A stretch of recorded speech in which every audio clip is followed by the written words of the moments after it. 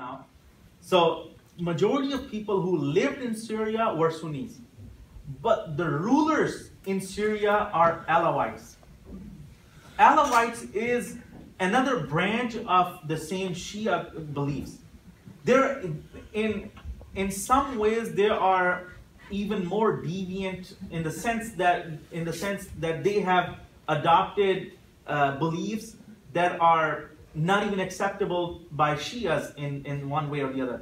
But for some reason, they find themselves closer to each other than to Sunnis. So that's why there is this friendship and there is this support. If we are the students of history, we can go back into history and we can read about the history of Middle East. And as I said, several times, Islam came to that region more than 1400 years ago. So until the period of last 30 years or 40 years, there was primarily there was peace and harmony throughout this region.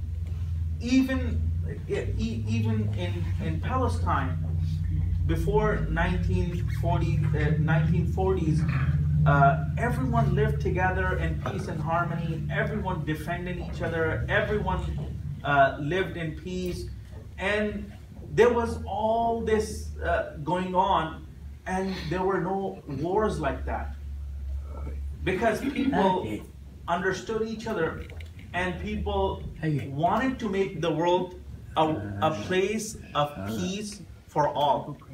But now, for some reason, either it's exploitation of some people by others, or there are other motivations that are trying to create this tension between the people.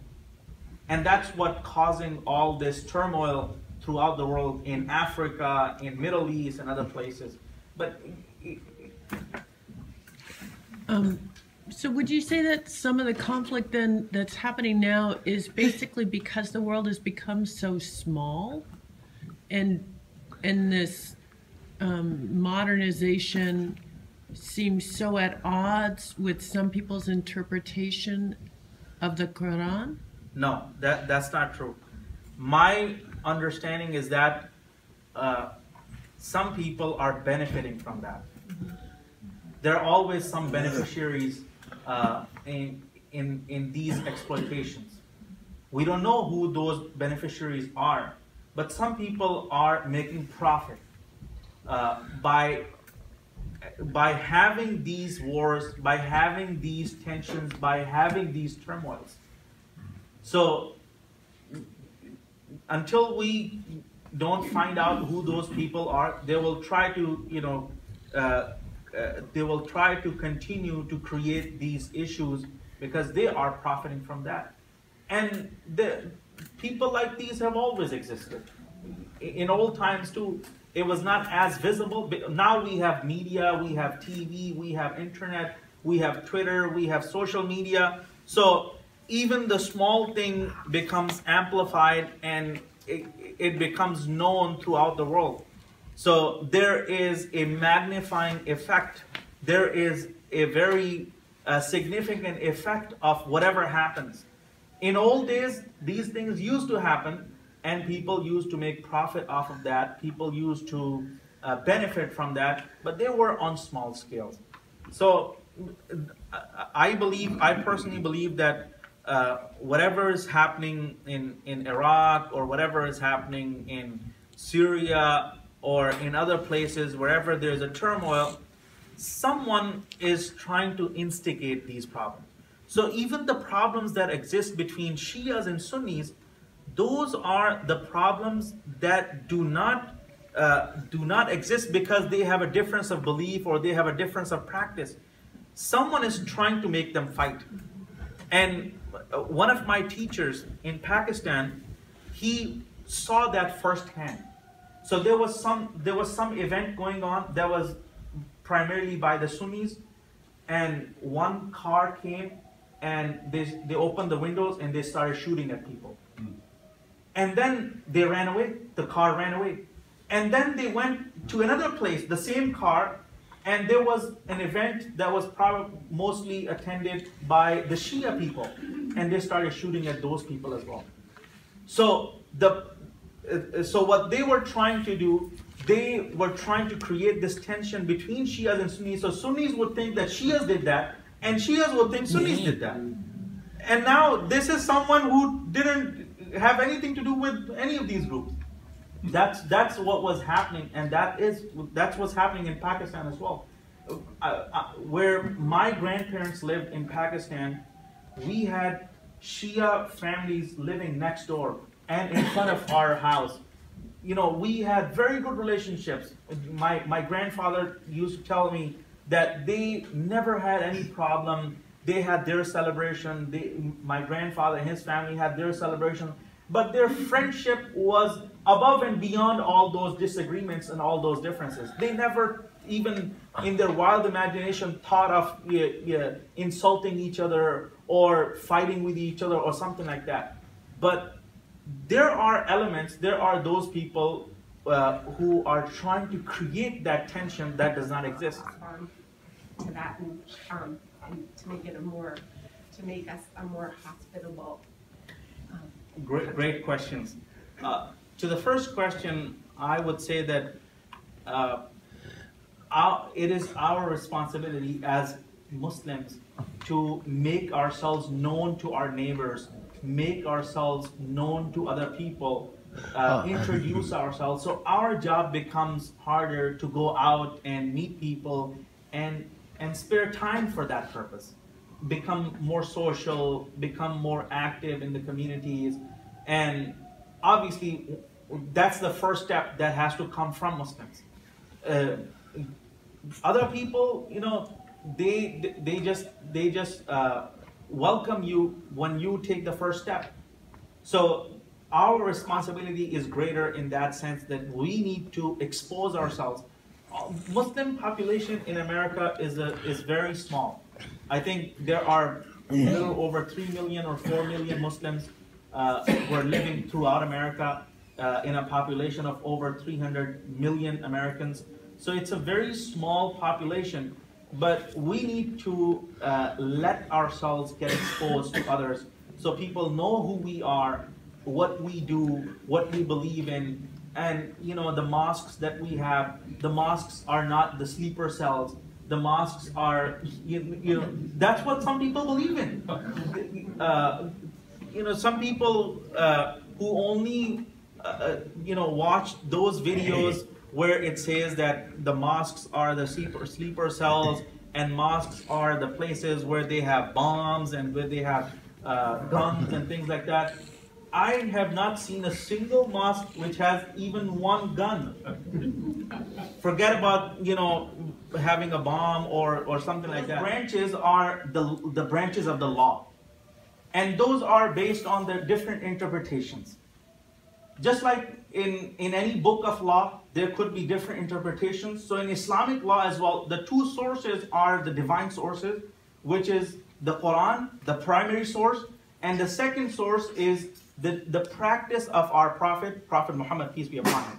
He lived a life among people. He was a human being. And in his entire life, he did things in certain way. So we learn from his practice, we learn from his words, how he did something, what he said about something.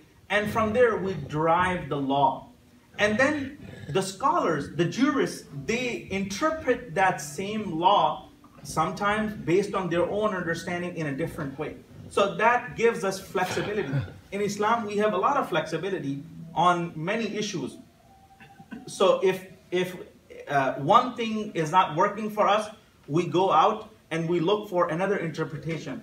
And if that's not working for us, we go out and we look for another interpretation.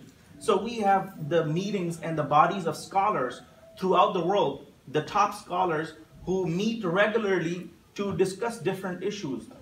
And sometimes those are the modern issues, like the issue of, for example, organ donation.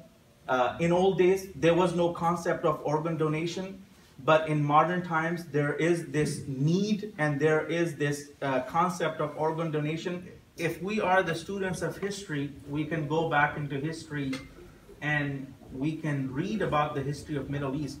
And as I said, several times, Islam came to that region more than 1400 years ago. So until the period of last 30 years or 40 years, there was primarily there was peace and harmony throughout this region. Even in Palestine, before 1940s, everyone lived together in peace and harmony. Everyone defended each other. Everyone lived in peace, and there was all this going on, and there were no wars like that because people understood each other, and people wanted to make the world a place of peace for all. But now, for some reason, either it's exploitation of some people by others, or there are other motivations that are trying to create this tension between the people. And that's what causing all this turmoil throughout the world, in Africa, in Middle East, and other places. Mosques are the ones that are trying to push back on the influence of ISIS in the media, on the internet, and other places. They're trying to fight against that, and we're part of that. We're fighting against that influence because there is a lot of people, just watch internet and they just watch videos and then they get inspired. There's not a single evidence that suggests that people are getting their motivation to join militancy or go abroad in Syria to fight with ISIS or something like that from a mosque or from a school. It's all happening through the internet because that's where they're propagating, that's where they are recruiting. So we are making an effort to fight back and stand against that. And this, what was the second question? Oh, the refugees from Syria. I think we should have open arms, and as a family person, I do feel the pain of those children who are dying. I do feel the pains of those little boys and girls who are dying either on the ground or by drowning because they cannot find a safe place. And we should be thankful to God that God has given us a big country. I travel a lot and I drive a lot as well. We have so much open land. And I was listening to a radio show, I think yesterday, where they were I think it was on BBC yesterday, where they were talking to a Syrian refugee who had just crossed Mediterranean and they arrived into Greece. And they were telling them that if we come into a country, we're not coming to ask people for help. We will contribute to the economy. We will contribute our skills. We will help the country, and we will build the country. So Canada is a big country, and the Canadian government announced recently that they will take about 25,000 refugees, and there are small countries in Europe, and the countries that have much smaller resources compared to the resources that we have in America, but they are opening up, and they're saying that we will accept this many, we will accept this many, and they are doing that. And we should also be open to that as well. God has given us a lot of land that can be used for farming, that can be used for other purposes, that can be used for harvesting, and the benefit of that will be shared by everyone. People will benefit from that. But the most important thing, I think, is that we should try to, make effort in whatever way we can to end this war. I don't know. I'm not a politician, and I don't know how this war can be ended. But somehow this war needs to end so people can go back to their home. And I can say with confidence that these people would like nothing more than to go back to their home, to their country, and rebuild that country.